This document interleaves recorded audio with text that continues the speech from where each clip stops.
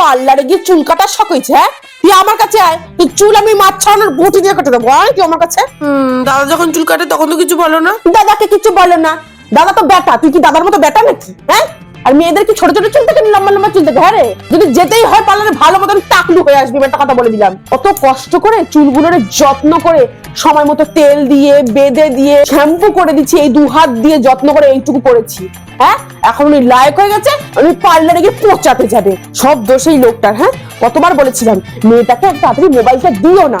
হ্যাঁ, ওই মোবাইলের মধ্যে কি দেখেছে, কে চুল কেটে ফকিন্নি করে লোপারের মতো ঘুরে বেড়াচ্ছে। এখন ওনারও মনের মধ্যে পুরুত পুরুত করে উঠেছে যে আমাকেও চুল কাটতে হবে। অন্যকে যেটা ভালো লাগবে সেটা কি তোকেও ভালো লাগবে তার কি কোনো গ্যারান্টি ওটা আছে? ফকিন্নি না, ওটাকে স্টাইল বলে। কুত্তা বানা মুখ নিয়ে স্টাইল মারাতে হবে না তোমাকে। সব দোষ তো আমারই যত দোষ।